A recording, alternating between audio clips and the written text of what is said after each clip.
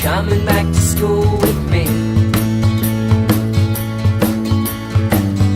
We could have done it all so easily. Hi, my name is Craig Thompson-Wood. I'm the board game teacher. Thanks for coming to the classroom. On today's episode, I want to take some time to talk about family game night, which can be an important tradition in a home, really good for the whole family on so many levels. And I want to sort of talk about what kinds of things might you want to consider in order to have the most successful family game night that you can.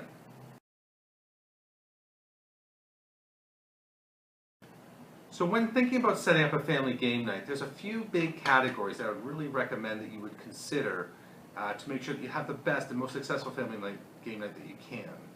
The first would be planning. The second would be rules, and not just rules of the game, but rules of people playing the game. And the third would be sort of things ongoing that you'd want to see during the night, and future nights, and so on. So let me talk about each of those now in a bit more detail.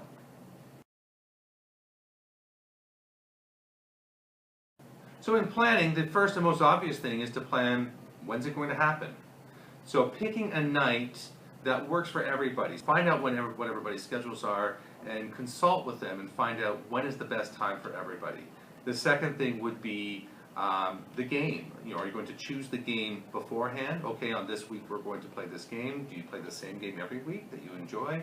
Or will you choose a game on the night? So you'll have a selection of games and you choose. Also, perhaps you may consider rotating, where people in the family have a choice. Each different week, a different person can choose which game you play. This way, each person again feels valued and considered in the whole choice process. The second thing to consider is snacks. Snacks are a great part of family game night. I know anytime I have friends over and things, there's always snacks that come out. Depending on what kind of game that you're playing, you might want to consider what kind of snacks that you're eating. I mean, if you're playing something like bananagrams, I mean, you could eat anything with that. I mean, that stuff's indestructible.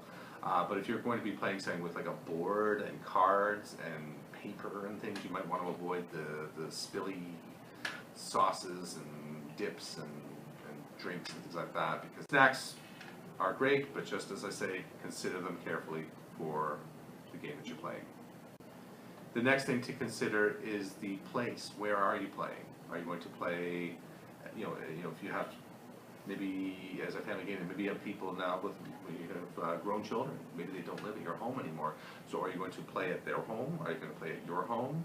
And even within the home, where are you playing? Are you going to play in the living room? Are you going to play in the dining room? Do you have a den or a games room? Lucky you have a games room. So choose where you're going to play, and that will help again. The more you think about these things beforehand, the less confusion and you're going to have on the night, which is going to help to make the whole night run more smoothly. And finally, the last thing to consider with the planning is, do you plan to bring other people?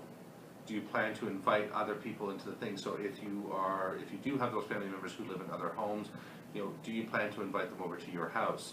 Do you have other relatives? Maybe not your immediate family, maybe your cousins or your uncles or brothers or sisters, and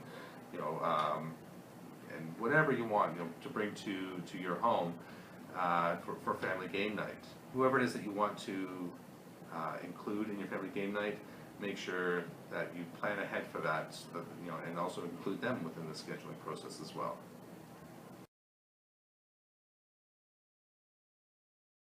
All right, so the second thing to consider is rules. In rules, one of the most common things that we'll see in this kind of is like house rules.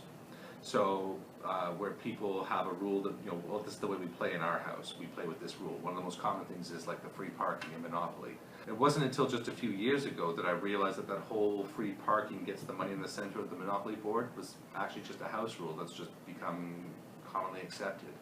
So it's up to people to decide if they want to play with such rules, include such rules, or even if they make up their own rules for the games that suit their family, whatever makes you happy.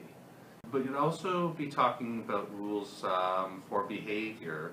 So if people are, getting upset, or there's conflicts and people are antagonizing and maybe poor sportsmanship, so if somebody's losing and being poor sport, or somebody's winning and being a poor sport, which is sometimes even worse.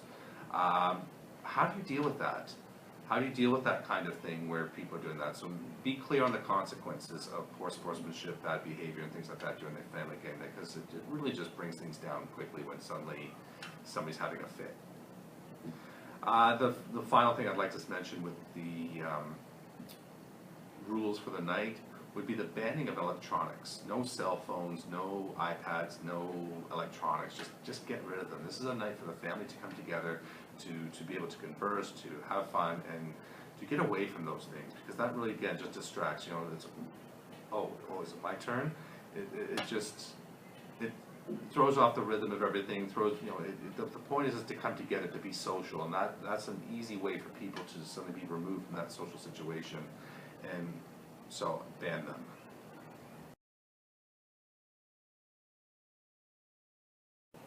So what I want to mention with the ongoing portion is what's happening before the family game night, what's happening during the family game night, and what's going to be happening with the family game night for the foreseeable future. So what I mean by that is just like, for the first one would be like the good sportsmanship.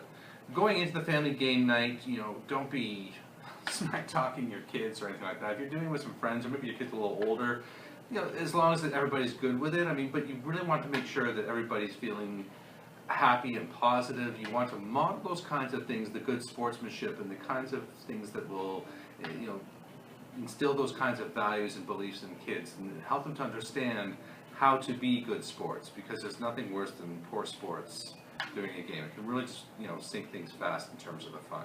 The second thing would be the conversations that come out of the games.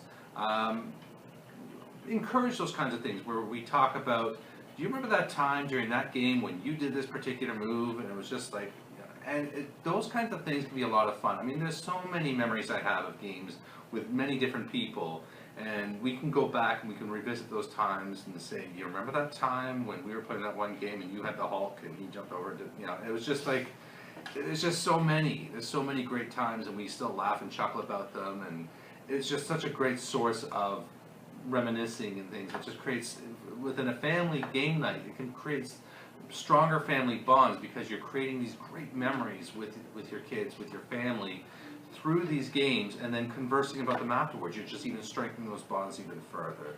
It's just a great thing to do. And finally, what I want to say with the ongoing, which is perhaps the most important thing, is make sure that the family game night stays as a regular event.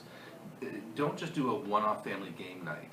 When you schedule it with the intent to be repeating it, so that it's done, you know, maybe weekly at best, or maybe a couple times a month, or at least, you know, once a month. But you say you have a very set time, like on the first Sunday of every month, or the first Wednesday, or whatever it is that works for everybody.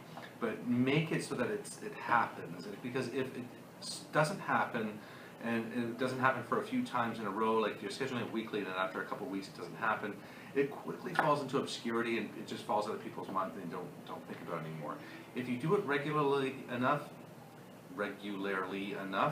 then you will find that when it doesn't happen for 1 week, for whatever reason, and it happens, then people miss it.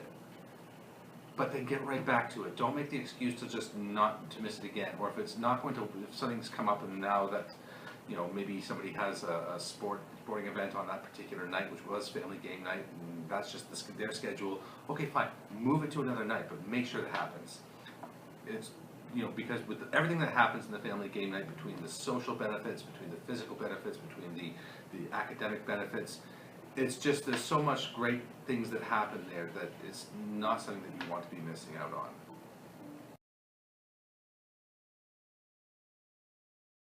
So that's going to wrap it up for today's episode. Hopefully you saw something in here that you like. Maybe you want to go out now and start up your own family game night.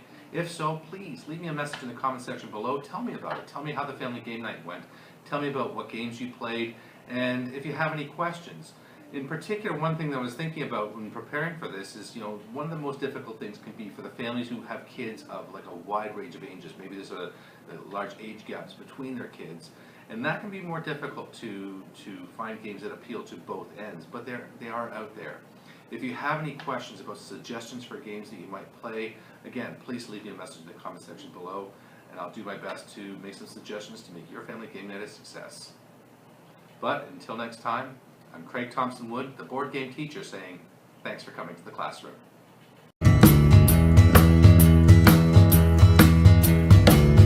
Are you coming back to school?